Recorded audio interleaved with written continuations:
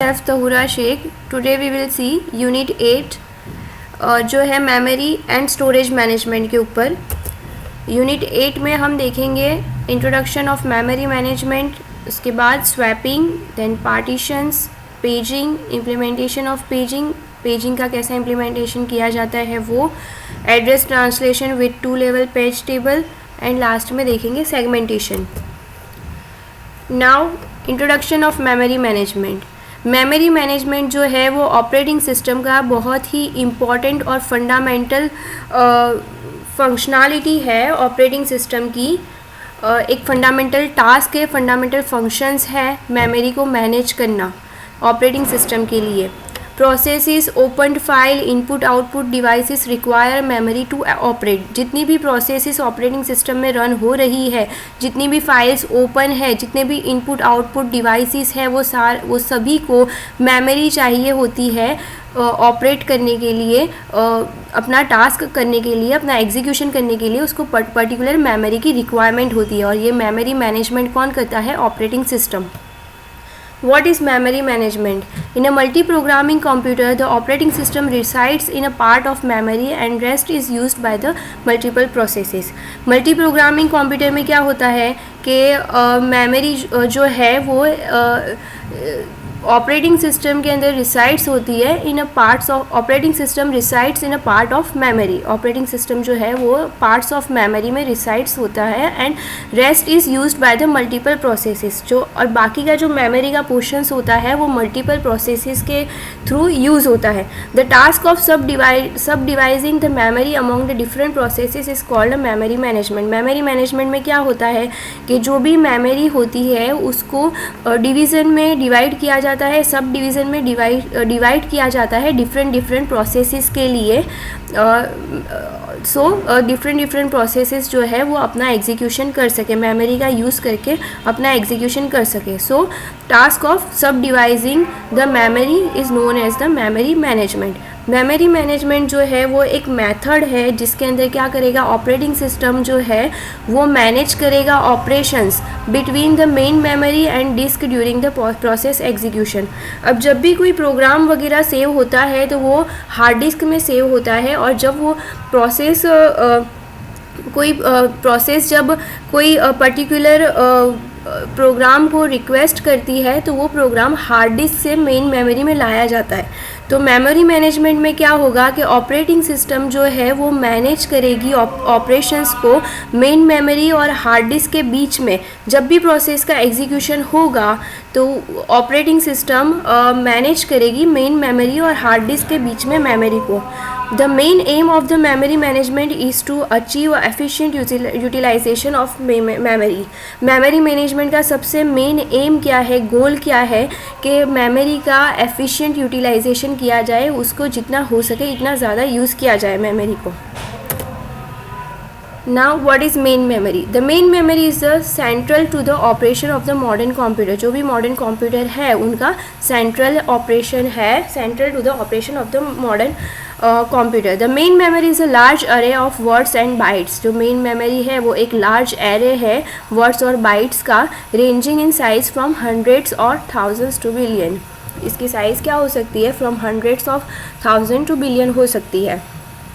Main memory is a repository of rapidly available information shared by the CPU and I/O devices. जो भी rapidly available information है CPU और I/O devices share करता है उसकी repository है main memory. Main memory is the place where the program and information are kept. Program और जो भी informations है वो सारे किस में स्टोर किए जाते हैं? main memory में स्टोर किए जाते हैं and kept when processor is efficiently utilizing them. और जो भी processor जो है वो एफिशिएंटली उसको यूटिलाइज़ कर सकते हैं। सो मेन मेमोरी के अंदर डिफरेंट प्रोग्राम्स और इंफॉर्मेशन रखी जाती है। Main memory is associated with the processor. Main memory जो है वो प्रोसेसर के साथ एसोसिएटेड है। So moving the instructions and information into and out of the processor is extremely fast. Instructions और इंफॉर्मेशन जो है वो मूव करना प्रोसेस इनटू और out of the processor is extremely fast, उसको मूव करना इनटू और आउट ऑफ द प्रोसेसर वो बहुत ही फास्ट है। मेन मेमोरी किसके साथ एसोसिएटेड है, प्रोसेसर के साथ। The main memory is also known as RAM, random access memory भी उसको बोला जाता है। This memory is volatile memory है वो, और मेन मेमोरी को वॉलेटाइल मेमोरी के कैटेगरी में रखा जाता है, उसको रैम बोला जाता है। RAM lost is data when the power interruptions, अगर जब भी अकर्स, जब भी पावर लॉस्ट होगा, पावर इंटरप्ट होगा, तब रैम का जो भी डेटा होगा, इंफॉर्मेशन होगा, वो लॉस्ट हो जाएगा। Main memory is one of the major component of the computer system. Every program to get execute must be loaded to the memory. अभी मेन मेमोरी जो है वो कंप्यूटर सिस्टम का एक मेजर कंपोनेंट है। हर एक प्रोग्राम को प्रोग्राम जनरली जो होता है वो हार्ड डिस्क में सेव होता है, और जब भी वो प्रोग्राम का एग्जीक्यूशन करना हो तब उसको मेन मेमोरी में लोड करना ज़रूरी है, मेन मेमोरी में लाना ज़रूरी है। जब भी प्रोग्राम के एग्जीक्यूशन की रिक्वेस्ट आएगी प्रोसेस के थ्रू, तो क्या किया जाएगा, हार्ड डिस्क में स्टोर किया हुआ प्रोग्राम मेन मेमोरी में लोड किया जाएगा, उसके बाद ही उसका एग्जीक्यूशन होगा। So it is compulsory to execute every program in a main memory. Execution of the program happens once part or all of the program is loaded and the program becomes a process. क्या होगा यहाँ पर, execution of the programs happens once part. ऐसा हो सकता है कि पूरा प्रोग्राम एक ही पार्ट में एग्जीक्यूट हो जाए, या तो ऐसा भी पॉसिबल है कि अगर पूरा प्रोग्राम एक ही पार्ट में एग्जीक्यूट हो तो पूरा जो प्रोग्राम है वो हार्ड डिस्क से मेन मेमोरी में लोड किया जाता है एक साथ, और प्रोग्राम बिकम्स अ प्रोसेस, और वो लोड होने के बाद प्रोग्राम एग्जीक्यूट होगा, प्रोसेस रन होगी। सो इट में पॉसिबल के पूरा प्रोग्राम एट अ टाइम एक साथ हार्ड डिस्क से मेन मेमोरी में लोड हो और प्रोसेस का एग्जीक्यूशन स्टार्ट हो। Hence there are possibly number of the processes running, there will be an input queue of the processes on the disk that wait to be brought to the memory. अब ऐसा भी possible हो सकता है कि एक से ज़्यादा प्रोसेसेस रन हो रही है, so there will be an input queue of processes, जो प्रोसेसेस है उसकी इनपुट क्यू होगी ऑन द डिस्क के ऊपर, और वो क्या करेगी, अपना टर्न आने का वेट करेगी प्रोसेसेस, और जब उसका टर्न आएगा तब हार्ड डिस्क से मेन मेमोरी में उसको लोड किया जाएगा। It will be brought to the memory. What is memory management require, memory management की रिक्वायरमेंट्स क्या है। मेमोरी मैनेजमेंट की रिक्वायरमेंट क्यों आई, मेमोरी मैनेजमेंट क्यों किया जाता है, तो first allocate and D allocate memory before and after process execution. जब प्रोसेस का एग्जीक्यूशन स्टार्ट हो उसके पहले मेमोरी को अलोकेट करने के लिए, और जब प्रोसेस का एग्जीक्यूशन फिनिश हो जाए उसके बाद मेमोरी को डी अलोकेट करने के लिए मेमोरी मैनेजमेंट किया जाता है। Second, to keep track of use of memory space by the processes. जो भी प्रोसेसेस के थ्रू मेमोरी स्पेस यूज़ हो रही है वो सारी मेमोरी स्पेस को ट्रैक करता है मेमोरी मैनेजमेंट, उसका डिटेलिंग करता है उसको, और ट्रैक करता है, उसकी इन्फॉर्मेशन रखता है कि कितनी मेमोरी स्पेस कितनी प्रोसेसेस के थ्रू यूज़ की हुई है, यूज़ की जा रही है, कितनी फ्री मेमोरी स्पेस है, etcetera. To minimize fragmentation issue जो है वो कम करता है memory management. To proper utilization of the main memory का प्रॉपर यूटिलाइजेशन हो, उसका प्रॉपरली यूज़ हो, उसको एफिशिएंटली मेन मेमोरी को यूज़ किया जाए, वो काम मेमोरी मैनेजमेंट में आता है। To maintain data integrity while executing of process. जब भी प्रोसेस का एग्जीक्यूशन हो तब डेटा की इंटीग्रिटी को मेंटेन करता है। डेटा की जो डेटा इट मीन्स जब भी डिफरेंट सेवरल प्रोसेसेस रन हो रही है एक साथ, तो वो डेटा को चेंज ना कर दे, मॉडिफाई ना कर दे, वो मेंटेन करता है, वो मैनेज करता है। मेमोरी मैनेजमेंट डेटा की इंटीग्रिटी को मेंटेन करता है। Now, introduction of memory management. First is pre-processing. Using a processor program to convert a C code in expanded source code. यहाँ पर आप फिगर में देख सकते हो, ये सोर्स कोड है। प्री प्रोसेसर क्या करेगा, यूजिंग द प्री प्रोसेसर का यूज़ करके जो प्रोग्राम है वो कन्वर्ट किया जाएगा using this preprocessor program to convert C code in expanded source code. expanded जो source code है, एक्सपांडेड जो सोर्स कोड है उसके अंदर उसको कन्वर्ट किया जाएगा प्री प्रोग्राम के through. include and hash include and hash define statement will be processed and replaced actually source code in this step. ये स्टेप में क्या होगा, जब भी आपने सी प्रोग्राम लिखा होगा तो आप स्टार्टिंग में हेडर फाइल इंक्लूड करते हो, हैश इंक्लूड करके, हैश डिफाइन करके. सो प्री प्रोसेसिंग में क्या होता है, ये जो हैश इंक्लूड करके जो लाइब्रेरीज़ को ऐड किया जाता है वो स्टेप आएगा यहाँ पर. Now the second is compilation. Using a compiler program to convert the C expanded source to assembly source code. Second compiler वो क्या करेगा, जो एक्सपांडेड सोर्स कोड है उसको क्या करेगा, कन्वर्ट करेगा असेंबली कोड में. कंपाइलर का टास्क क्या होता है, step by step, line by line जो एक्सपांडेड सोर्स कोड है उसको कंपाइल करके असेंबली कोड में कन्वर्ट करता है. फिर assembly, using the assembler program to convert the assembly source code to object code. Assembler क्या करेगा, असेंबली सोर्स कोड जो है उसको, जो कंपाइलर ने असेंबली कोड क्रिएट किया है वो असेंबली कोड को कन्वर्ट करेगा. और किस में कन्वर्ट करेगा, ऑब्जेक्ट कोड में. असेंबलर क्या करेगा, असेंबलर जो है वो असेंबलर प्रोग्राम को यूज़ करके असेंबली कोड है उसको कन्वर्ट करेगा ऑब्जेक्ट कोड में. जो असेंबली कोड कंपाइलर ने जनरेट किया था, क्रिएट किया था, वो असेंबली कोड को ऑब्जेक्ट कोड में कन्वर्ट करेगा assembler. Then linking, using a linker program to convert the object code to executable code. अब ये लिंकर क्या करेगा, ऑब्जेक्ट कोड को कन्वर्ट करेगा एग्जीक्यूटेबल कोड में.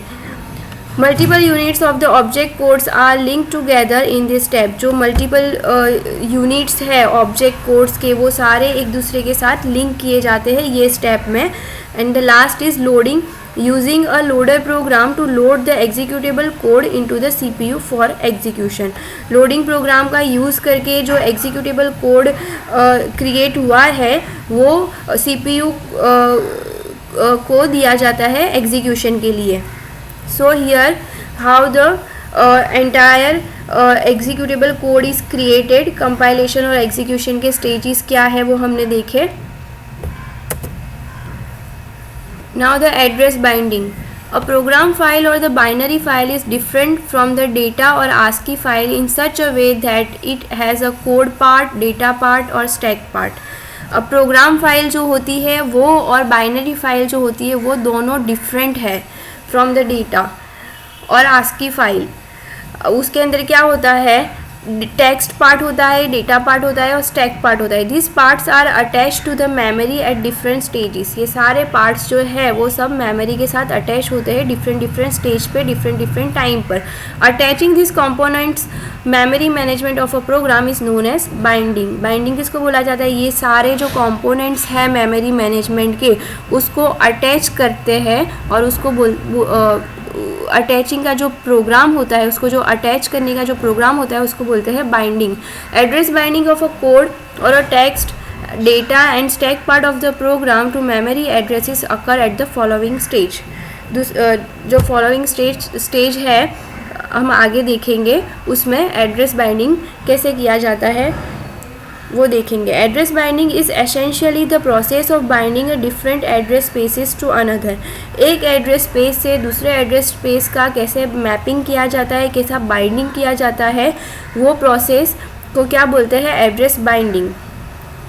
First compile time.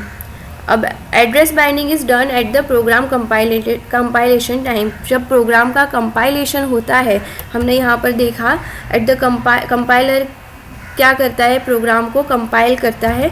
तो at this compilation time address binding किया जाता है प्रोग्राम का. Absolute code is generated if the available memory is known in advance.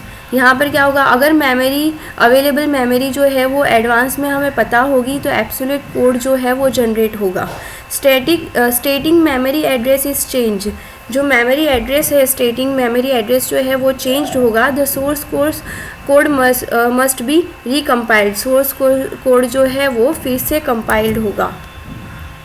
Load time, if the memory location to bind is known in advance, अगर memory location advance में memory location जो है वो क्या होगा, to bind is not known in advance, if the memory location to bind is known in advance, is not known in advance, अगर memory location हमें advance में पता नहीं है तो लोड टाइम एड्रेस बाइंडिंग होगा। Reallocate table code has to be generated at the loading time, loading time पे reallocate table जो है वो रीअलोकेट टेबल कोड जो है वो जनरेट होगा लोडिंग टाइम पे। The time when the program is brought into the memory, loading time कब होता है, जब प्रोग्राम को मेन मेमोरी में लाया जाता है तब।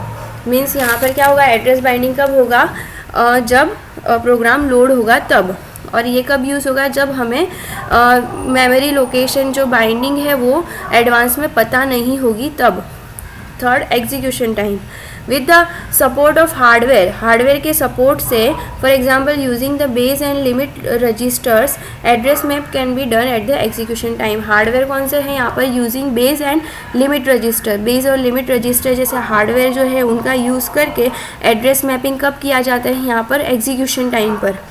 Address binding can be delayed until the execution time, जो एग्जीक्यूशन टाइम है तब तक का एड्रेस बाइंडिंग जो है वो डिले किया जाता है। If the process has to be moved from segment to segment, अगर प्रोसेस एक सेगमेंट से दूसरे सेगमेंट की तरफ मूव हो रही है तो एड्रेस बाइंडिंग एग्जीक्यूशन टाइम तक डिले किया जा सकता है। So we have see address binding कौन से स्टेजेस पे होता है, एक कंपाइल टाइम पर हो सकता है, दूसरा लोड टाइम पर हो सकता है और थर्ड है एग्जीक्यूशन टाइम पर। Now the concept of logical and physical address space, दो तरह के एड्रेस स्पेसिस होते हैं, एक है लॉजिकल एड्रेस स्पेस जिसको वर्चुअल एड्रेस स्पेस भी बोला जाता है और दूसरा है physical address space. Logical address space में क्या होगा, the logical address generated by the CPU is how the system will see the address. Logical address जो है वो CPU के थ्रू जनरेट होता है और वो एक्चुअली क्या होता है कि सिस्टम पॉइंट ऑफ व्यू से एड्रेसेस होते हैं, सिस्टम एड्रेस को कैसे कौन से पॉइंट ऑफ व्यू से देखती है उसको लॉजिकल एड्रेस स्पेस बोला जाता है। Processes generate the addresses to referencing its own memory locations और अदर, प्रोसेसेस क्या करती है, एड्रेसेस मेमोरी एड्रेसेस को जनरेट करती है रेफरेंस करने के लिए, अपना मेमोरी लोकेशन को रेफरेंस करने के लिए। This address is generated by the process is known as the logical और वर्चुअल एड्रेसेस। ये एड्रेस प्रोसेस खुद जनरेट करती है और इसको वर्चुअल एड्रेस भी बोला जाता है। Collection of the such addresses generated by the process is called the logical address space. अब ये डिफरेंट जो प्रोसेस ने एड्रेसेस जनरेट किए, लॉजिकल एड्रेसेस जनरेट किए, उसका जो कलेक्शन है उसको क्या बोलते हैं, लॉजिकल एड्रेस स्पेस, जिसके अंदर एक से ज़्यादा लॉजिकल एड्रेसेस होंगे। It start from zero to size of the process. जो लॉजिकल एड्रेस स्पेस है वो कहाँ से स्टार्ट होगा, ज़ीरो से, जितनी प्रोसेस की साइज़ होगी वहाँ तक। Now the second is physical address space. The physical address is where the actual data stored. अब ये लॉजिकल एड्रेस स्पेस किसने जनरेट किया था, प्रोसेस ने खुद ने जनरेट किया था। और फिजिकल एड्रेस स्पेस क्या है, जहाँ पर एक्चुअली डेटा स्टोर है उसको क्या बोलते हैं, physical address space. The actual address is generated by the memory management. यहाँ पर एड्रेस किसके थ्रू जनरेट होगा, मेमोरी मैनेजमेंट के थ्रू जनरेट होगा, मेमोरी मैनेजमेंट यूनिट के थ्रू जनरेट होगा। Where the instruction and data is located on the physical memory. जो physical memory है जहाँ पर डेटा और इंस्ट्रक्शन एक्चुअली स्टोर्ड है उसको फिजिकल एड्रेस स्पेस बोलते हैं। It can be start anywhere a process is located. जहाँ पर भी प्रोसेस लोकेट है वहाँ से वो स्टार्ट हो सकता है। Collection of such addresses is referred as a physical address space. जो डिफरेंट फिजिकल एड्रेसेस का जो कलेक्शन है उसको फिजिकल एड्रेस स्पेस बोला जाता है। Now what is MMU? Now we will see MMU, Memory Management Unit. उसके अंदर क्या होगा, the user only thinks that he is accessing the data from the logical address. जो लॉजिकल एड्रेस पे data store होता है, लॉजिकल एड्रेसेस पे होता है, वही लगता है यूज़र थिंक्स दैट, वो यूज़र वही सोचेगा कि जैसे वो डेटा को लॉजिकल एड्रेस से एक्सेस कर रहा है। The translation from the logical to physical is done by the special equipment in the CPU। अब जो हमने दो तरह के एड्रेसेस देखे, लॉजिकल एड्रेस और फिजिकल एड्रेस, तो लॉजिकल एड्रेस से फिजिकल एड्रेस के बीच का जो ट्रांसलेशन है वो एक स्पेशल इक्विपमेंट से किया जाता है CPU के अंदर, और वो स्पेशल इक्विपमेंट को बोलते हैं memory management unit, MMU। Memory management unit जो है, it is also called as a address translator unit, क्योंकि उसका काम क्या है, it translate the address from the logical to physical address, logical address से फिजिकल एड्रेस के बीच में वो ट्रांसलेशन करता है, hence it is called a address translator unit. MMU जो है वो एक हार्डवेयर डिवाइस है। MMU क्या करेगा, मैप करेगा लॉजिकल एड्रेस को फिजिकल एड्रेस के साथ, वर्चुअल एड्रेस को फिजिकल एड्रेस के साथ वो मैप करेगा। अब दूसरे टास्क कौन से हैं, एडिशनल क्या करता है MMU, एक first check for the protection violation, जो भी प्रोटेक्शन वायोलेशन होगा उसको चेक करेगा। Second, raise the exception when necessary, जब भी नेसेसरी होगी, जब भी रिक्वायरमेंट होगी तो वो एक्सेप्शन को रेज करेगा, एक्सेप्शन को खड़ा करेगा। For example, write operations on read only memory region, अगर रीड ओनली मेमोरी रीजन में कोई राइट ऑपरेशन करेगा तो वो क्या करेगा, एक्सेप्शन रेज करेगा कि यहाँ पर रीड ओनली मेमोरी रीजन है, आप राइट ऑपरेशन नहीं कर सकते।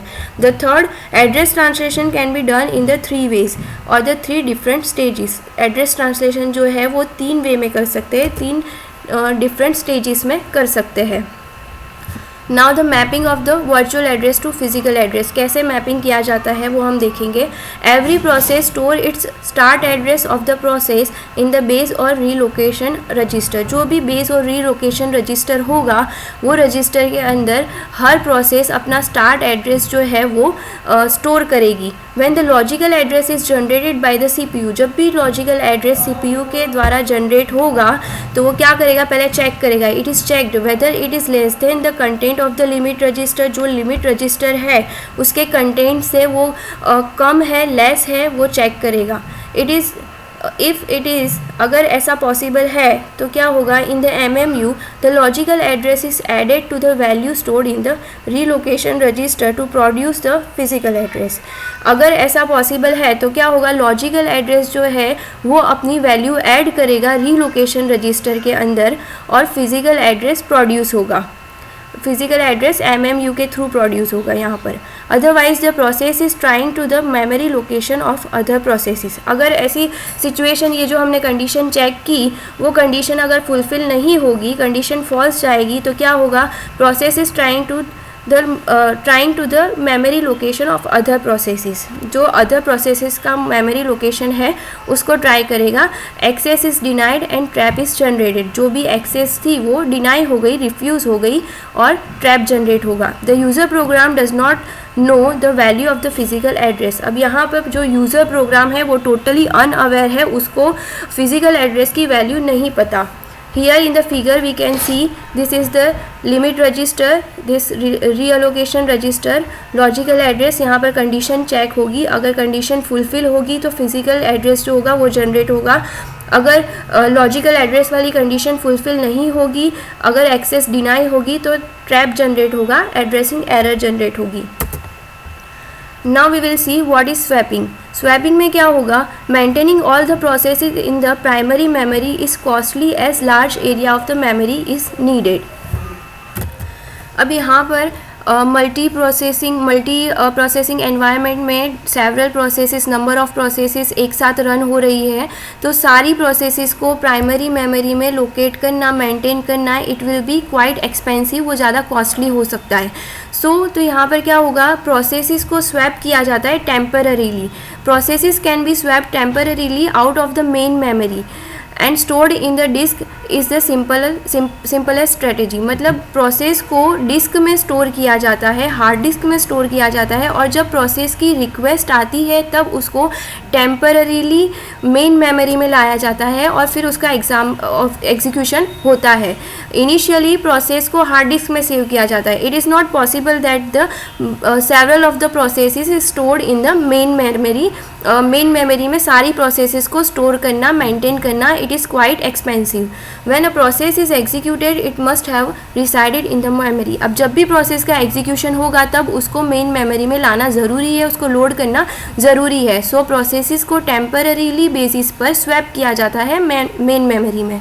Swapping is a process of swap a process temporarily in a secondary memory from the main memory। जो मेन मेमोरी है उसमें से सेकेंडरी मेमोरी के अंदर प्रोसेस को स्वैप किया जाता है, which is fast as compare to the secondary memory. जो सेकेंडरी मेमोरी है उससे मेन मेमोरी कंपैरेटिवली फास्ट है। Swapping allows more processes to be run and can be fit into memory at one time. स्वैपिंग क्या करेगा, एक से ज़्यादा प्रोसेसेस को रन होने के लिए अलाउ करेगा, और जो भी मेमोरी है can be fit into a memory के अंदर फिट करेगा प्रोसेसेस को, एक से ज़्यादा प्रोसेसेस को at a time. Swapping is also known as roll out roll in. यहाँ पर क्या होता है, प्रोसेसेस को सेकेंडरी मेमोरी से मेन मेमोरी में लाया जाता है, फिर टेम्पररीली लाया जाता है, फिर उसका एग्जीक्यूशन फिनिश हो जाता है, then it will be roll out again. Because if a higher priority process arrives and wants a service, the memory manager can swap out the lower priority process and then load and execute the higher priority process। यहाँ पर क्या होगा, swapping को role in roll out क्यों कहा जाता है, क्योंकि जब भी हायर प्रायोरिटी वाली प्रोसेस आएगी एग्जीक्यूशन के लिए तो मेमोरी मैनेजर क्या करेगा, जो लोअर प्रायोरिटी वाली प्रोसेस है उसको रोल आउट करेगा, और जो लोअर प्रायोरिटी वाली प्रोसेस को रोल आउट करके जो हायर प्रायोरिटी वाली जो प्रोसेस है उसको रोल इन करेगा, लोड करेगा मेन मेमोरी में और उसको एग्जीक्यूट करेगा। After finishing the higher priority work, जब हायर प्रायोरिटी वाली प्रोसेस का टास्क कंप्लीट हो गया, उसका एग्जीक्यूशन फिनिश हो गया, तो फिर क्या होगा, लोअर प्रायोरिटी वाली जो प्रोसेस जिसको रोल आउट किया गया था उसको फिर से बैक रोल इन किया जाएगा मेमोरी में, और उसका एग्जीक्यूशन जहाँ से इनकम्प्लीट था वहाँ से उसका एग्जीक्यूशन स्टार्ट होगा। सो ये प्रोसेस होती है जब भी लोअर और हायर प्रायोरिटी वाली प्रोसेसेस आती है, तो इस वजह से स्वैपिंग को रोल इन रोल आउट भी कहा जाता है। Now what is swapping? At the time when the need arise, the swap out processes will be swapped into the memory in its entirely। यहाँ पर आप देख सकते हैं operating system, this is user space, this is main memory, process 1, process 2 and this is the secondary memory. तो यहाँ पर क्या होगा, प्रोसेस 1 जो है वो स्वैप आउट हुई, प्रोसेस 2 जो है वो स्वैप इन हुई। सो जब भी रिक्वायरमेंट्स अराइज होगी तब डिफरेंट प्रोसेसेस को स्वैप किया जाएगा मेमोरी के अंदर। The idle processes are stored in a disk. जो प्रोसेसेस आइडल है, जिनकी अभी रिक्वेस्ट नहीं आई है, जिनका एग्जीक्यूशन की अभी रिक्वेस्ट नहीं आई है, वो सारी प्रोसेसेस आइडल प्रोसेसेस जो होगी वो कहाँ पर होगी, डिस्क में होगी, यहाँ पर होगी, सेकेंडरी मेमोरी में होगी। unless there is a need to run them upon which they will be swapped in। जब वो आइडल प्रोसेसेस की रिक्वेस्ट जो सेकेंडरी मेमोरी में आइडल प्रोसेसेस स्टोर है, जब उनकी रिक्वेस्ट आएगी तब उनको मेन मेमोरी में लाया जाएगा, उनको स्वैप इन किया जाएगा। Usually the process replaces another swapped out processes from the memory and claims the same address space it used to have previously for the purpose of address binding. Generally process क्या करती है, वो replace करेगी, processes replace another swap out processes. जो दूसरी process swapped out हुई है वो प्रोसेस को प्रोसेस रिप्लेस करती है एंड क्लेम करती है द सेम एड्रेस स्पेस। जो एड्रेस स्पेस यूज़ किया हुआ है पहले प्रीवियसली, वही एड्रेस स्पेस को वो यूज़ करेगी। Now we will see the partition. Partition is the method of dividing the main memory into certain fixed size or the variable size portion। अब जो मेन मेमोरी होती है उसको डिफरेंट पार्टीशन में divide किया जाता है। अब वो partition either can be fixed size, एक फिक्स्ड साइज़ के हो सकते हैं वो पार्टीशन, या तो वेरिएबल साइज़ के हो सकते हैं, अलग अलग साइज़ के पार्टीशन हो सकते हैं। मेन मेमोरी को डिफरेंट पार्टीशंस में डिवाइड किया जाता है और ये डिवाइड करने की जो मेथड है उसको बोलते हैं partitioning. There are various schemes, partitioning के लिए वेरियस स्कीम यूज़ की जाती है। फर्स्ट है single partition allocation, second multiple partition allocation, third है डायनामिक पार्टीशन अलोकेशन।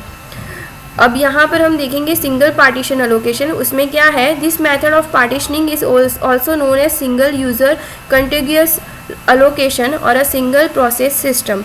इसको सिंगल यूज़र कंटिग्यूअस अलोकेशन भी बोला जाता है या तो सिंगल प्रोसेस सिस्टम भी बोला जाता है।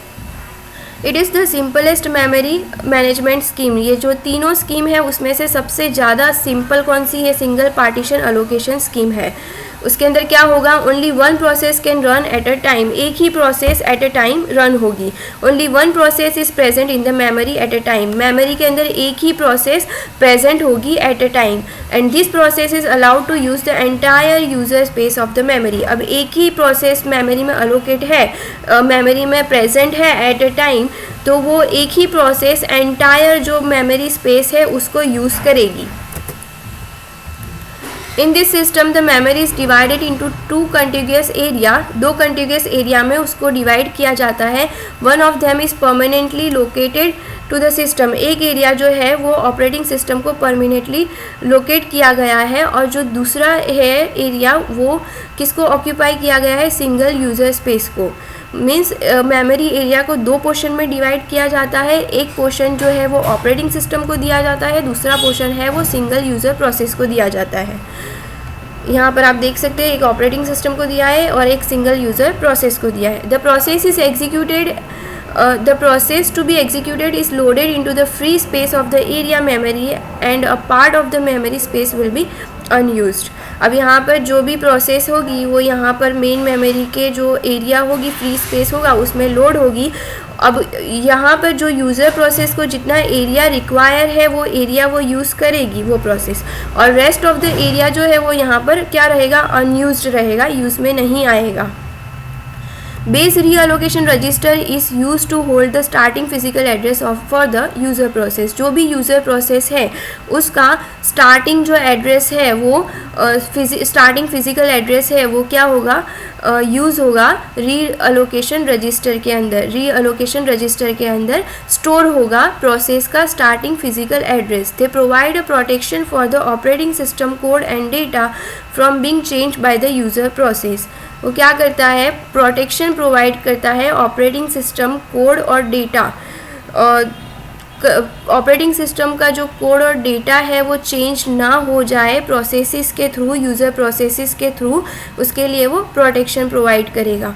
The logical address generated by the user processes should not be greater than the limit register. जो हमने आगे देखी थी उसकी कंडीशन कि लिमिट रजिस्टर जो है उससे ज़्यादा ग्रेटर नहीं होना चाहिए, बड़ा नहीं होना चाहिए लॉजिकल एड्रेस जो यूज़र प्रोसेस ने जनरेट किया है वो। Otherwise the process is trying to address a memory location which is not the part of its own address space। अगर ऐसा हुआ, अगर प्रोसेस ने जो लॉजिकल एड्रेस जनरेट किया वो लिमिट रजिस्टर से अगर बड़ा हुआ तो क्या होगा, प्रोसेस क्या करेगा, memory location address memory address location जो है वो एक्चुअली उसका पार्ट ही नहीं है, वो मेमोरी एड्रेस लोकेशन यूज़ करने की ट्राई करेगा and it will give an error. The partition size, यहाँ पर क्या होगा, पार्टीशन की जो साइज़ होगी वो फिक्स होगी। The early IBM mainframe operating system OS MFT, ये दोनों जो है ऑपरेटिंग सिस्टम वह successfully a single partition operating system. ये सिंगल पार्टीशन ऑपरेटिंग सिस्टम थी IBM मेन फ्रेम कंप्यूटर में, और OS MFT multi programming with fixed number of task.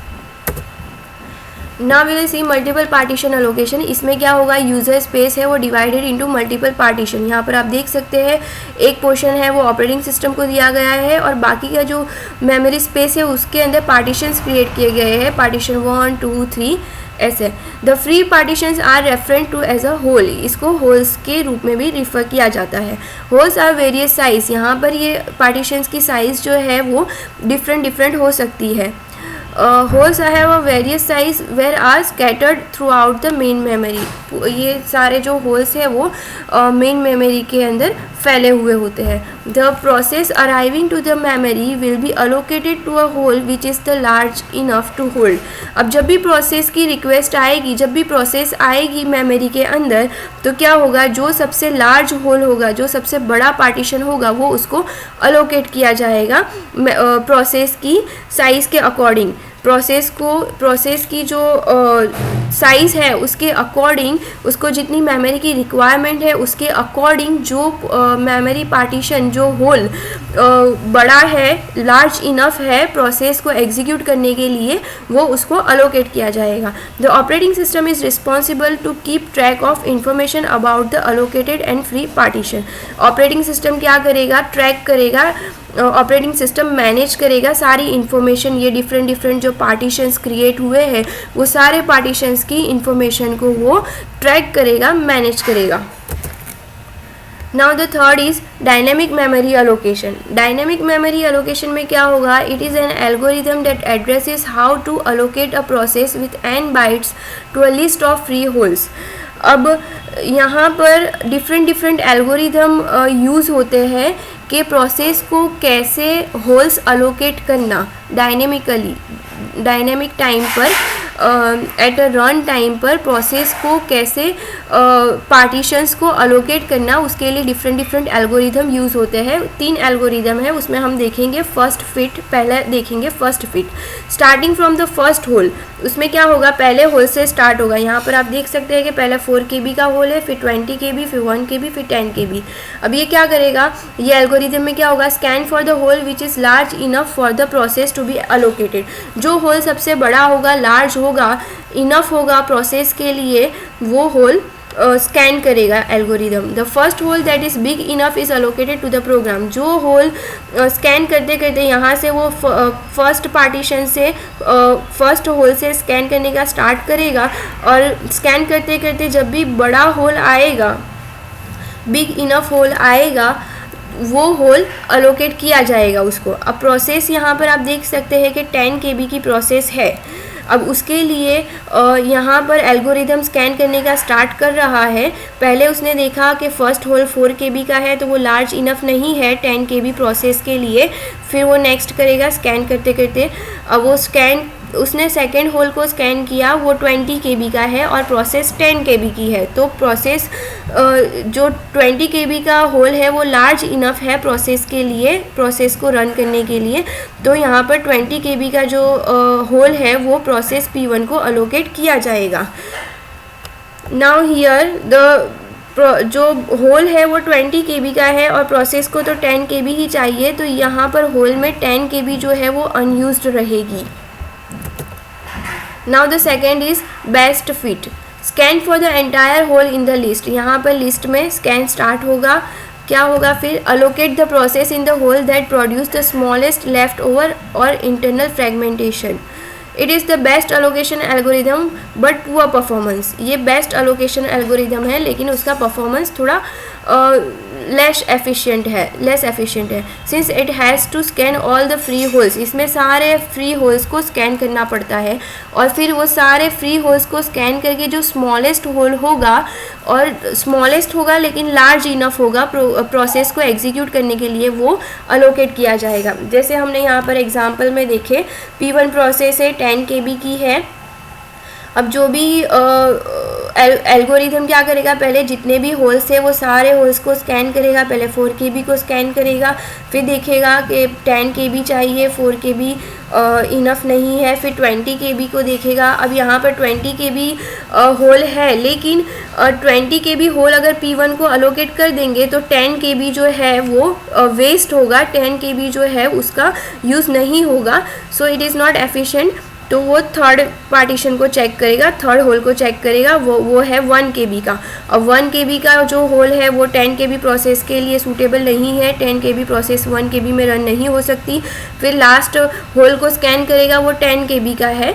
तो यहाँ पर देखेंगे कि 10 KB होल है और प्रोसेस को भी 10 KB ही चाहिए, तो यहाँ पर वेस्ट नहीं होगी स्पेस, तो 10 KB इसको यहाँ पर अलोकेट किया जाएगा। मीन्स जहाँ पर लोएस्ट जो मेमोरी है, लेफ़्ट ओवर जो पार्ट है वो सबसे कम रहे, ऐसे प्रोसेस को होल्स दिए जाते हैं। यहाँ पर हमने क्या देखा था, फर्स्ट फिट में जो पहला बड़ा ब्लॉक आया वो ब्लॉक अलोकेट कर दिया P1 को, 20 आया।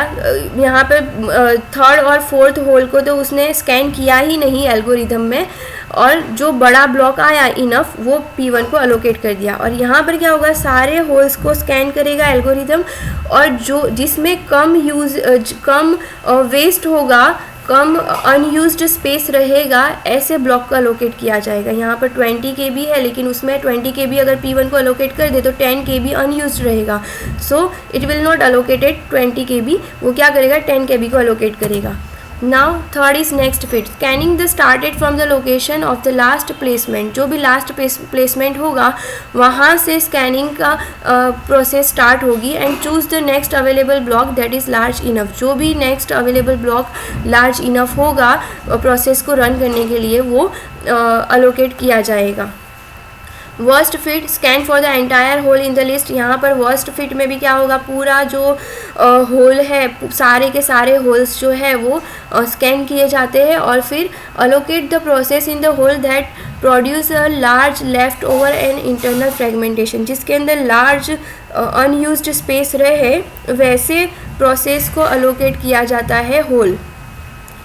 It is the worst allocation algorithm and poor performance. इतना एफिशिएंट नहीं है और वर्स्ट अलोकेशन एल्गोरिदम बोला जाता है, क्योंकि यहाँ पर क्या होगा, सारे होल्स स्कैन करने पड़ते हैं। जितने भी होल्स हैं मेमोरी में, वो सारे होल्स को स्कैन करने पड़ते हैं। First fit and best fit algorithm are better in the terms of storage utilization. जो स्टोरेज यूटिलाइजेशन है उसके अंदर फर्स्ट फिट और बेस्ट फिट, ये दो एल्गोरिदम है, उनका परफॉर्मेंस ज़्यादा अच्छा है। The largest hole that is big enough to allocate the program. अब यहाँ पर क्या होगा, वर्स्ट फिट का हम एग्जांपल देखें कि P1 प्रोसेस 10 KB की आई, तो एल्गोरिदम क्या करेगा, सारे होल्स को स्कैन करेगा और देखेगा कि जिसके अंदर सबसे ज़्यादा लार्जेस्ट लेफ़्ट ओवर पार्ट रहे, सबसे ज़्यादा अनयूज्ड पार्ट रहे, प्रोसेस को अलोकेट करने के बाद भी ऐसा होल उसको अलोकेट किया जाएगा। 4 KB को स्कैन करेगा, 20, ये सारे होल्स को स्कैन कर लिया। उसके बाद देखेगा कि 80 KB वाला जो होल है वो अगर हम इसको अलोकेट करें तो टोटल कितने 70 KB 80 KB में से 70 KB प्रोसेस यूज़ करेगी, और 80 KB में से 10 KB प्रोसेस यूज़ करेगी, और 70 KB वाला जो पार्ट है वो लार्जेस्ट लेफ़्ट ओवर रहेगा। सो 80 KB वाला पार्ट, 80 KB जो है वो होल प्रोसेस P1 को दिया जाएगा। Means largest left over part जो होल में रहे वो होल प्रोसेस को दिया जाता है यहाँ पर। Hence it is called the worst allocation algorithm. Now we will see what is fragmentation. Fragmentation क्या है? Fragmentation occurs in a dynamic memory allocation. जब भी डायनामिक मेमोरी अलोकेशन होता है, प्रोसेस के रन टाइम पे जो मेमोरी का अलोकेशन होता है, तब फ्रेगमेंटेशन अकर होता है। And when most of the free blocks are too small to satisfy any request. जब भी फ्री ब्लॉक्स जो होते हैं वो बहुत ही स्मॉल होते हैं रिक्वेस्ट को फुलफ़िल करने के लिए, तब फ्रेगमेंटेशन अकर होता है, फ्रेगमेंटेशन की सिचुएशन आती है। It is generally termed as inability to use the available memory. Memory available है, फ्रेगमेंटेशन में क्या होगा कि मेमोरी अवेलेबल है लेकिन वो लार्ज इनफ नहीं है प्रोसेस को रन होने के लिए, रिक्वेस्ट को सेटिस्फाई करने के लिए वो लार्ज इनफ नहीं है। अवेलेबल तो है लेकिन लार्ज इनफ नहीं है, सो प्रोसेस की रिक्वेस्ट को सेटिस्फाई नहीं कर सकते। A process is not large enough to take the entire space of a whole. अब जो होल की साइज़ है वो लार्ज इनफ नहीं है। फॉर एग्जांपल होल की साइज़ 20 KB है और प्रोसेस की साइज़ 30 KB है, तो 30 वाली प्रोसेस को 20 KB वाला होल अलोकेट नहीं किया जा सकता। So here is a fragmentation. There is a space which is unused, there is a space which is unused, the such space are referred as a fragmentation। ये ऐसी जो spaces है उसको क्या बोलते हैं, फ्रेगमेंटेड स्पेस बोलते हैं। दो तरह के फ्रेगमेंटेशन होते हैं, एक्सटर्नल फ्रेगमेंटेशन और इंटरनल फ्रेगमेंटेशन। एक्सटर्नल में हम क्या देखेंगे, it refers to the total memory space which is left over when holes are assign to the process. जब भी होल्स प्रोसेसेस को असाइन किए जाते हैं तो जो total memory space left over हुई, जो टोटल मेमोरी स्पेस रही बाकी रही, उसको क्या बोला जाता है, एक्सटर्नल फ्रेगमेंटेशन बोला जाता है। This spaces are not continuous, वो कंटिन्यूअस मैनर में नहीं होती ये सारी स्पेसिस, मेमोरी में डिफरेंट लोकेशन पर होती है, कंटिन्यूअस नहीं होती। External this spaces are not, memory जो स्पेसिस होती है वो सीक्वेंस में नहीं होती, कंटिन्यूअस मैनर में नहीं होती। Free holes exist to satisfy a request but it is not continuous. Means जो फ्री होल्स होंगे वो प्रोसेस की रिक्वेस्ट को सेटिस्फाई तो कर सकेंगे लेकिन वो कंटिन्यूअस मेमोरी में नहीं होंगे, कंटिन्यूअस नहीं होंगे। Memory is fragmented into large number of small holes. जो मेमोरी है वो डिफरेंट स्मॉल होल्स में फ्रेगमेंटेड है, डिवाइडेड है। This is known as a external fragmentation, उसको एक्सटर्नल फ्रेगमेंटेशन बोला जाता है। इंटरनल फ्रेगमेंटेशन में क्या होगा, assigned process is not large enough to take the entire space of the hole producing an internal fragmentation. अगर असाइंड प्रोसेस है वो लार्ज इनफ नहीं है, इतनी बड़ी नहीं है कि उसको एंटायर स्पेस दिया जाए होल का, तो वो क्या करेगा, इंटरनल फ्रेगमेंटेशन प्रोड्यूस करेगा। All time at time the physical memory is broken into the fixed size block. The memory is allocated in a unit of block size. यहाँ पर physical memory जब होगी, at the time of physical memory at time the physical memory is broken into fixed size block. fixed size के अंदर memory को, physical memory को divide किया जाता है और memory is allocated in unit of block size. Memory कैसे allocate की जाती है, ब्लॉक साइज के according.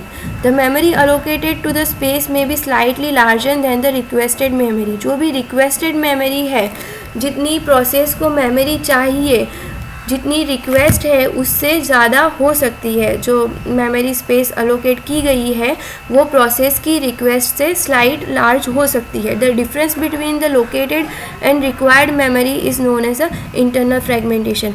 For example a process है 40 KB की और जो मेमोरी अलोकेट की गई है, होल अलोकेट किया गया है वो 50 KB का है।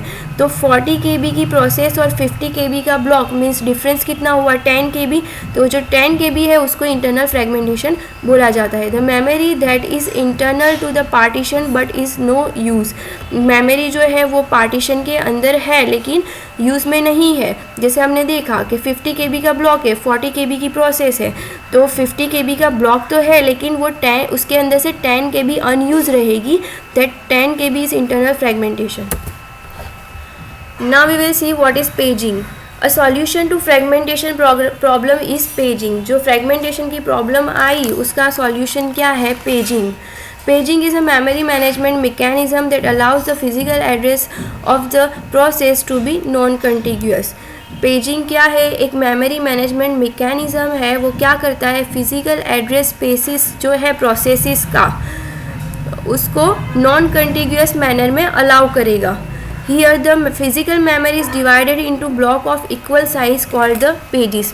जो physical memory है उसको number of blocks में इक्वल साइज़ के, एक साइज़ के नंबर ऑफ़ ब्लॉक में डिवाइड किए जाते हैं और वो जो इक्वल साइज़ के ब्लॉक डिवाइड हुए वो ब्लॉक को क्या बोलते हैं, page.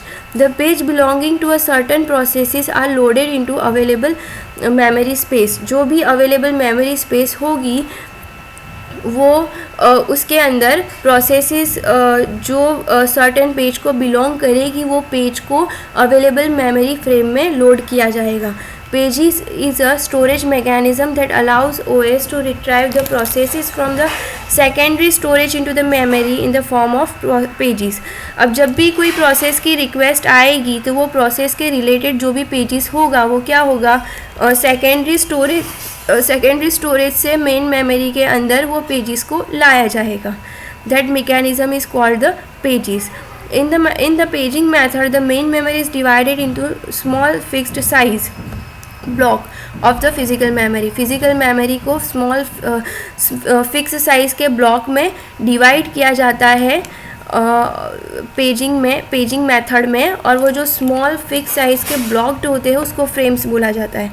The size of the frame should be kept the same as that of a page to have a maximum utilization of the main memory. अब यहाँ पर जो फ्रेम्स की साइज़ है वो ऐसे रखनी चाहिए कि मेमोरी का मैक्सिमम यूटिलाइजेशन हो, मेमोरी को मैक्सिमम यूज़ किया जाए, अनयूज्ड मेमोरी ना रहे मेन मेमोरी में. इस तरह से फ्रेम की साइज़ डिसाइड होनी चाहिए.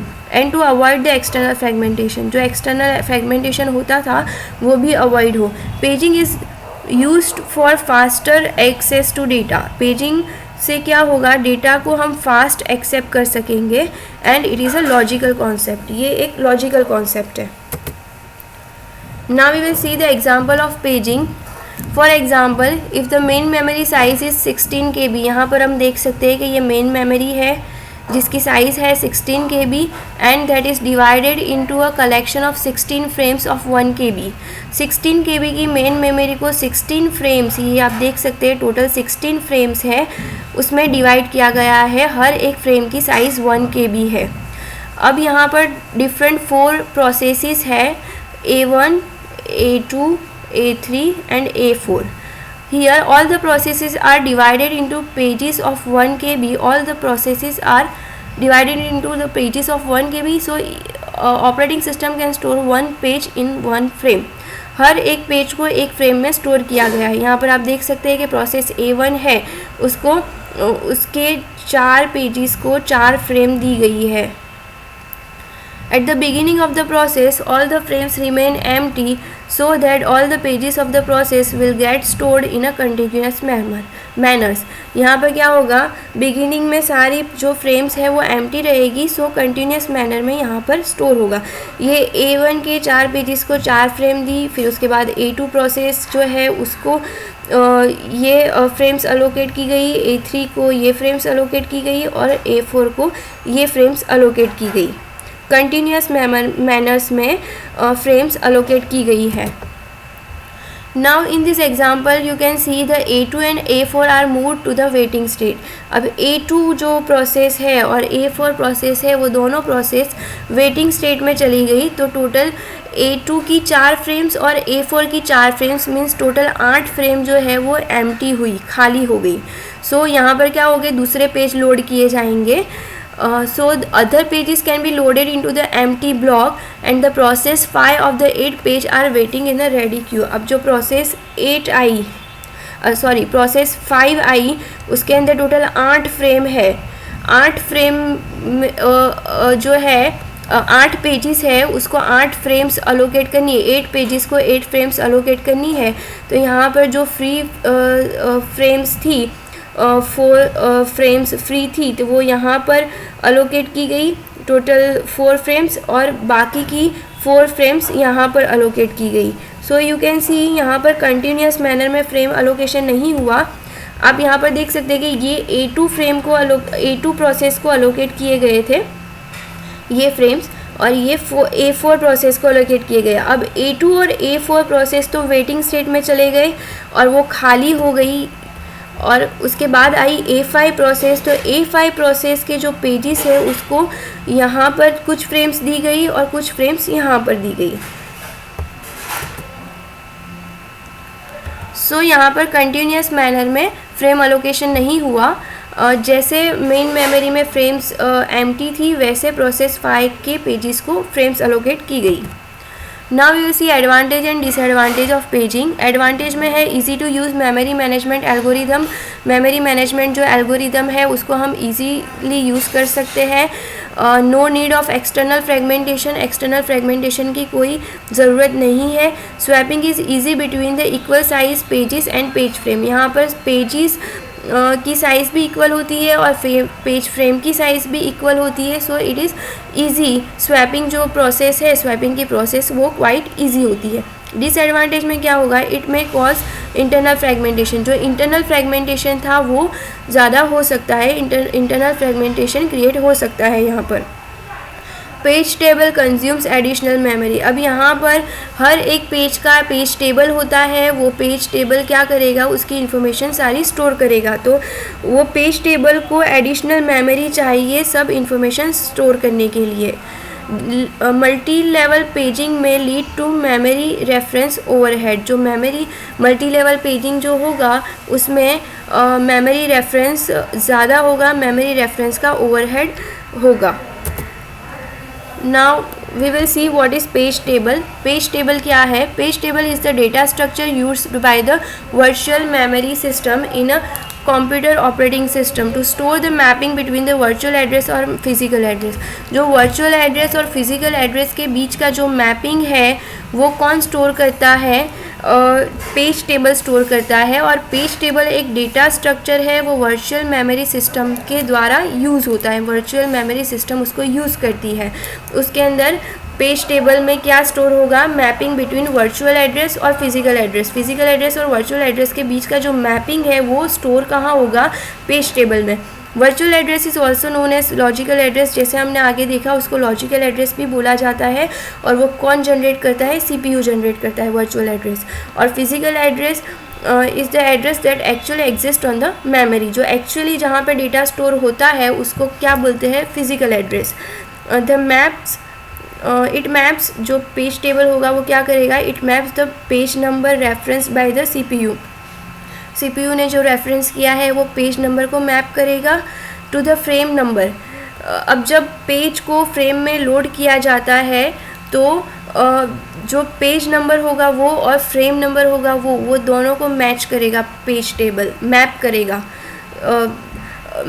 This mapping is done by the page table. और वो किससे रेफरेंस होगा, CPU से रेफरेंस्ड होगा. Where the page is stored, जहाँ पर पेज स्टोर किया गया है. इट मीन्स पेज टेबल क्या करेगा इन शॉर्ट, वो मैपिंग का काम करेगा. वर्चुअल एड्रेस से फिजिकल एड्रेस के बीच का जो मैपिंग है वो पेज टेबल में स्टोर होगा. Characteristics, page table is stored in the main memory. अब पेज टेबल की कैरेक्टरिस्टिक्स क्या है, वो मेन मेमोरी में स्टोर होता है. उसको मेमोरी कंज्यूम करता है वो इंफॉर्मेशन स्टोर करने के लिए. Number of entries in the page table is equal to number of pages in which the process is divided. अब प्रोसेस को जितनी पेजेस में डिवाइड की गई है इतनी number of entries page table में होगी. एक प्रोसेस को फॉर एग्जांपल 4 पेजेस में डिवाइड की गई तो पेज टेबल में वो प्रोसेस की कितनी एंट्री होगी, 4.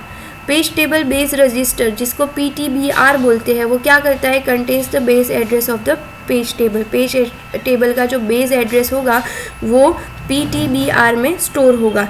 Each process has its own independent page table. हर एक प्रोसेस का अलग पेज टेबल होगा. अगर 4 प्रोसेस है P1, P2, P3, P4 तो चारों प्रोसेस का P1 का अलग पेज टेबल होगा, P2 का अलग होगा, P3 का अलग पेज टेबल होगा, P4 का अलग पेज टेबल होगा. Working of the page table कैसे काम करता है वो हम देखें. Page table base register provide the base address of the page table. PTBR हमने जैसे आगे देखा कि PTBR क्या करेगा, ये पेज टेबल का बेस एड्रेस जो है वो स्टोर करेगा, प्रोवाइड करेगा. The base address of the page table is added with the page number referenced by the CPU. जो पेज टेबल का बेस एड्रेस है उसके अंदर क्या ऐड होगा, page number referenced by the CPU. जो CPU ने पेज नंबर रेफरेंस किया है वो ऐड होगा. It gives the entry of the page table containing the frame number where the reference page is stored. Reference page कहाँ store हुआ है वो एंट्री पेज टेबल के अंदर होगी. यहाँ पर आप देख सकते हैं PTBR रेफरेंस्ड पेज नंबर, ये फ्रेम है और ये फ्रेम नंबर है.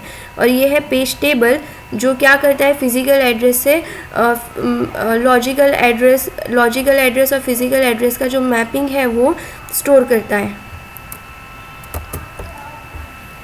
पेज टेबल एंट्री, अब यहाँ पर आप देख सकते हैं page table entry contain the several information about the page, page की कुछ इन्फॉर्मेशन पेज टेबल की एंट्री में स्टोर होगी। The information contain in the page table entry varies from operating system to operating system, different operating system के according ये जो entry है, ये जो इन्फॉर्मेशन है पेज टेबल के अंदर वो थोड़ी डिफरेंट हो सकती है। The most important information in the page table entry is frame number, सबसे इम्पॉर्टेंट चीज़ क्या है पेज टेबल के अंदर, frame number. In general each entry of the page table contain the following information, हर एक पेज टेबल के अंदर ये रो आपको देखने मिलेगी। पहले होगा फ्रेम नंबर, फिर प्रेजेंट एब्सेंट, उसके बाद होगा प्रोटेक्शन, उसके बाद होगा रेफरेंस, फिर कैशिंग और डर्टी। अब हम वन बाय वन सबको देखेंगे। फ्रेम नंबर क्या है? Frame number specify the frame where the page is stored in the main memory, main memory के अंदर पेज कहाँ पर स्टोर किया गया है। Specify the frame where the page is stored in the main memory, page main memory में कहाँ store किया गया है वो स्पेसिफाई करता है frame number. Second, present absent bit, this bit is also sometimes called valid invalid bit, इसको present absent bit को वैलिड इनवैलिड बीट भी बोला जाता है। This bit specify whether the page is present in the main memory और not, यहाँ पर ये बीट क्या रिप्रेजेंट करेगा कि मेन मेमोरी के अंदर पेज प्रेजेंट है या नहीं वो रिप्रेजेंट करेगा। इफ़ पेज इज़ प्रेजेंट, अगर पेज मेन मेमोरी में प्रेजेंट है तो ये बीट क्या होगा, 0 से सेट होगा। अगर मेन मेमोरी के अंदर पेज प्रेजेंट नहीं है तो वो 0 इंडिकेट करेगा, और अगर पेज मेन मेमोरी के अंदर प्रेजेंट है तो वो 1 सेट होगा। Present absent bit means page main memory में अवेलेबल है कि नहीं उसके अकॉर्डिंग प्रेजेंट एब्सेंट बीट को सेट किया जाता है। Now third is protection bit, this bit is also known as read write bit. अब इसमें क्या होगा, this bit is concern with the page protection, page protection को कंसर्न करता है, पेज प्रोटेक्शन रिलेटेड है ये bit. It specify the permission to perform read write operation on the page, page के ऊपर जो रीड राइट ऑपरेशन होते हैं उसको स्पेसिफाई करता है कि कौन सी परमिशन दी गई है पेज को हम सिर्फ रीड कर सकते हैं या तो रीड राइट कर सकते हैं, वो परमिशन इसके थ्रू हमें पता चलेगी। If only read operation is allowed to be perform and no write is allowed then bit is set to 0, अगर पेज सिर्फ रीड ओनली होगा, अगर पेज के ऊपर रीड ओनली ऑपरेशन ही अलाउ होगा तो ये बीट 0 से सेट होगा, ये बीट के अंदर प्रोटेक्शन बीट में 0 लिखा होगा। If both read and write operation are allowed to be perform then this bit is set to 1, अगर रीड और राइट दोनों ऑपरेशन अलाउ है पेज के ऊपर तो प्रोटेक्शन बीट क्या होगा, 1 से सेट होगा। Now reference beat specify whether the page has been referenced in the last clock cycle or not, जो लास्ट क्लॉक साइकिल थी उसके अंदर पेज प्रेजेंट था या नहीं वो किससे रिप्रेजेंट होगा, रेफरेंस बीट से। अगर if the page has been referenced recently, अगर रिसेंटली पेज रेफरेंस किया है तो वो बीट 1 से सेट होगा, और अगर पेज रिसेंटली रेफरेंस नहीं हुआ तो बीट 0 से सेट होगा। Now the fifth is caching enable or disable, this bit enables or disable the caching of the page, जो पेज का कैशिंग होगा उसको डिसेबल इनेबल करेगा। whenever freshness in the data is required then the caching is disabled using this bit, जब भी data को fresh करना हो, रिफ्रेश करना हो तब क्या होगा, जो ये कैशिंग जो है उसको डिसेबल किया जाएगा। If the caching of the page is disable, अगर पेज का जो कैशिंग है उसको डिसेबल करना हो तो यहाँ पर बीट 1 से सेट होगा, अदरवाइज बीट 0 से सेट होगा। Now the sixth is dirty bit, this bit is also sometimes called as modified bit, उसको मॉडिफाइड बीट भी बोला जाता है। This bit specify whether the page has been modified और नॉट, पेज को modify किया गया या नहीं वो कौन स्पेसिफाई करेगा, डर्टी बीट या तो modified bit. If the page has been modified, अगर पेज मॉडिफाइड किया हुआ है तो क्या होगा, ये बीट 1 से सेट होगा, और अगर पेज मॉडिफाई नहीं किया हुआ तो बीट 0 सेट होगा।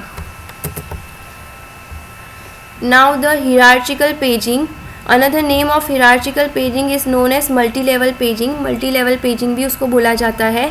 There might be a case where the page table is too big to fit in a contiguous space, so we may have a hierarchy of a several level. अब ऐसा possible हो सकता है कि page table बहुत ही बड़ा है और उसको कंटिन्यूस स्पेस उस कंटिन्यूस स्पेस में वो फिट नहीं हो रहा, तो इस टाइम पर क्या होगा, सेवरल हिरार्ची बनेगी पेज टेबल की, सेवरल लेवल्स में पेज टेबल को डिवाइड किया जाएगा. In this type of paging the logical address is broken into the multiple page table. जो भी लॉजिकल एड्रेस स्पेस थे, लॉजिकल एड्रेस स्पेस जो है उसको मल्टीपल पेज टेबल में ब्रोक करते हैं, मल्टीपल पेज टेबल में डिवाइड करते हैं.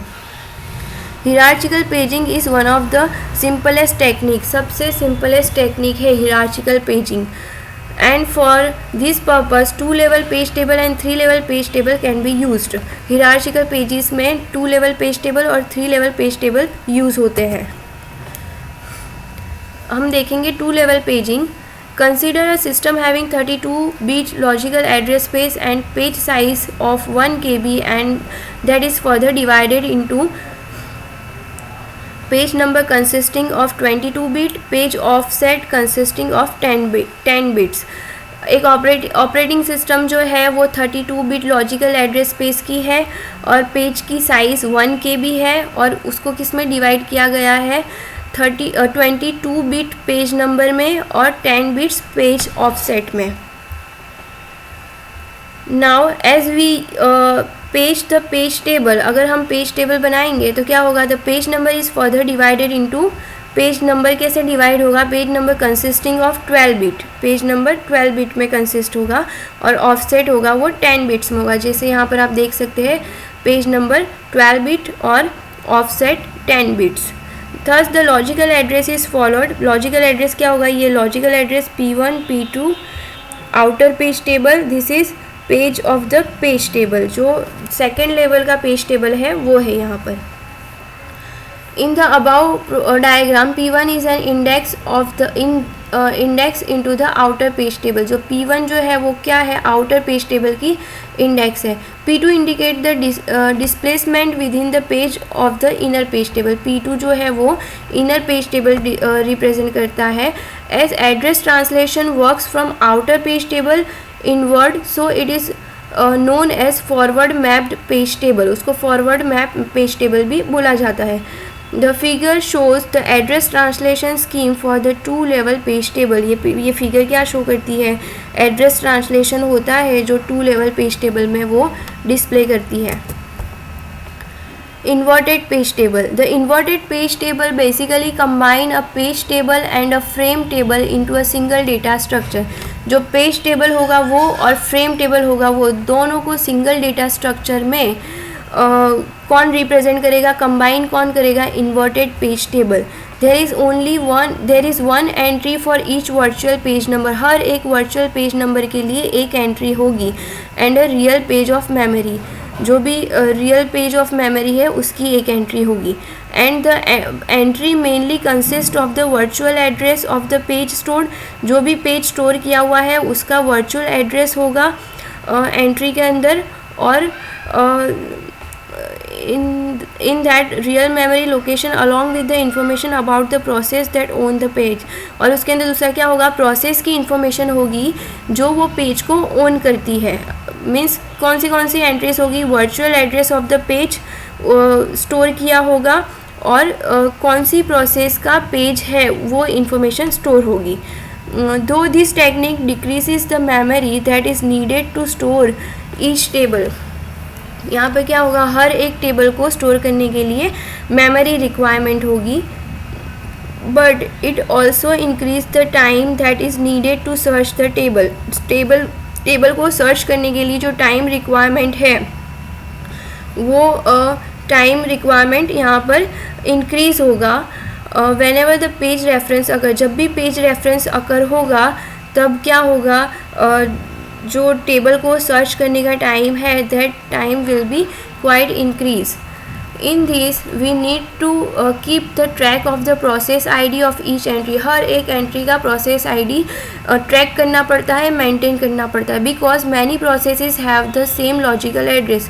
एक से ज़्यादा प्रोसेसेस के सेम लॉजिकल एड्रेस हो सकते हैं, इसलिए हमें हर एक प्रोसेस का प्रोसेस आईडी की जो एंट्री है उसको ट्रैक करनी पड़ती है. Also, many entries can mapped into the same index in the page table after going through the hash function. hash functions के थ्रू अपने जाए तो इट में पॉसिबल कि many entry can mapped into the same index. एक से ज़्यादा entry एक ही इंडेक्स पे मैप हो, ऐसा पॉसिबल हो सकता है पेज टेबल के अंदर. The address translation scheme of the inverted page table. यहाँ पर आप देख सकते हैं CPU, this is logical address, search कर रहा है. यहाँ पर PID प्रोसेस ID है, ये पेज टेबल है. Physical address, physical memory, this represent the inverted page table. Address translation scheme represent करता है इन्वर्टेड पेज टेबल की. Now we will see segmentation. Segmentation method work almost similarly to paging के जैसे ही उसका काम है segmentation method का. Difference क्या है? Difference between the two is that segments are of variable length, whereas in the paging method pages are always fixed size. हमने देखा कि पेजेस हमेशा फिक्स साइज़ के होंगे. एक साइज़ हमने फिक्स कर दी तो वो के सारे पेजेस एक ही साइज़ के होंगे. और सेगमेंट्स में क्या होगा? सेगमेंट्स की साइज़ डिफरेंट हो सकती है, अलग अलग सेगमेंट की साइज़ अलग अलग होगी. The program segments include the program's main function. Program segment क्या इंक्लूड करेगा? प्रोग्राम का मेन फंक्शन इंक्लूड करेगा, डेटा स्ट्रक्चर, यूटिलिटी फंक्शन, ये सारी चीज़ें प्रोग्राम सेगमेंट के अंदर आएगी. तो OS maintain the segment map table. जैसे वहाँ पर पेज टेबल था, यहाँ पर क्या होगा? सेगमेंट मैप टेबल होगा जिसके अंदर सारी प्रोसेसेस के सेगमेंट्स को मैनेज किया जाएगा, मेंटेन किया जाएगा ऑपरेटिंग सिस्टम के through. It also include a list of free memory block along with its size, segment number. वो क्या करेगा? जो फ्री मेमोरी ब्लॉक्स है, सेगमेंट मैप टेबल जो है वो क्या करेगा? जो भी फ्री मेमोरी ब्लॉक्स है उसकी भी इंफॉर्मेशन डिस्प्ले करेगा, उसकी size, segment number, it's memory location in the main memory और वर्चुअल मेमोरी, ये सारी इंफॉर्मेशन वो इंक्लूड करेगा लिस्ट के अंदर. Segmentation allow breaking of virtual address space of a single processes into a segment. जो भी virtual address space होगा सिंगल प्रोसेस का उसको सेगमेंट में डिवाइड करेगा. सेगमेंटेशन सेगमेंट्स में पार्टीशन करेगा, सेगमेंट्स में डिवाइड करेगा. That may be placed in a non continuous area of the physical memory. अब ये जो डिवीज़न हुआ, सेगमेंट्स क्रिएट हुए, ये सारे सेगमेंट्स ऐसा ज़रूरी नहीं है कि कंटिन्यूस मैनर में ही हो, वो नॉन कंटिन्यूस मैनर में भी हो सकते हैं फिजिकल मेमोरी में. A user program is divided into segments. जो यूज़र का प्रोग्राम है वो सेगमेंट्स में डिवाइड होता है. Rather than dividing the program into the unstructured pages. Unstructured page में डिवाइड करने से बेटर है वो सेगमेंट्स में डिवाइड हो. It divide the page based on the different sections and segments. The size of the segments are not necessarily equal. जैसे हर एक पेज की साइज़ इक्वल होती है, वैसे यहाँ पर हर सेगमेंट्स की साइज़ इक्वल नहीं होगी. डिफरेंट सेगमेंट्स जो होंगे वो अलग अलग साइज़ के हो सकते हैं. नाउ सेगमेंटेशन में हम देखेंगे segmentation in physical memory. A segment refer to a logical unit of a program which is code, text, stack, memory management, local variable, global variable etcetera. This figure ये figure क्या introduce करती है? The association of the user space and physical allocation for a segment of a program. In this case there is no simple relationship between the logical and physical address. Logical और physical address के बीच में relationship जो है वो थोड़ी complex है. ये थोड़ा पेजिंग से सिमिलर है, similar to the paging. Logical address consist of the segment number and offset. जैसे हमने आगे देखा कि जो पेजेस है वो पेज नंबर और ऑफसेट को कंसिस्ट करता है. यहाँ पर क्या होगा? Logical address consist of segment number होगा और ऑफसेट होगा. The segment table is use to map the logical address to physical address. वहाँ पर पेज टेबल यूज़ हो रहा था पेजिंग में, logical address to physical address map करने के लिए यहाँ पर सेगमेंट टेबल यूज़ होगा लॉजिकल एड्रेस और फिजिकल एड्रेस को मैप करने के लिए. In the segment table, each segment table entry would have to give a starting address in the main memory of the corresponding segments using the base register.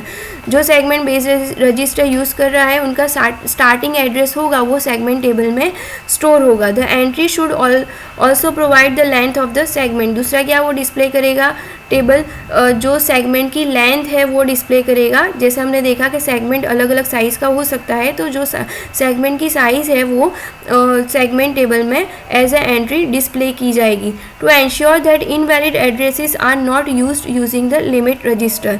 Limit register के through limit registers के through ensure किया जाता है कि invalid addresses है वो use ना हो. सो यहाँ पर हम फिगर में देख सकते हैं कि यूज़र स्पेस में 1 2 3 4 सेगमेंट्स हैं और यहाँ पर फिज़िकल मेमोरी में सेगमेंट्स को कैसे अलोकेट किया गया है. यहाँ पर ये कंटिन्यूअस मैनर में नहीं है. सेगमेंट 1 यहाँ है, 2 यहाँ है, 3 यहाँ है, 4 यहाँ है. This kind of way some segments are in physical memory. Now we will see advantage and disadvantage of segmentation. Advantage में देखेंगे offer protection with in the segments. जो सेगमेंट्स के बीच में प्रोटेक्शन है वो यहाँ पर रहता है. Segments are protected. You can achieve sharing by segments referencing multiple processes. You can achieve sharing. यहाँ पर हम अचीव कर सकते हैं सेगमेंट्स रेफरेंसिंग मल्टीपल प्रोसेसेस के through. Not offers a internal fragmentation. Internal fragmentation यहाँ पर नहीं होगा.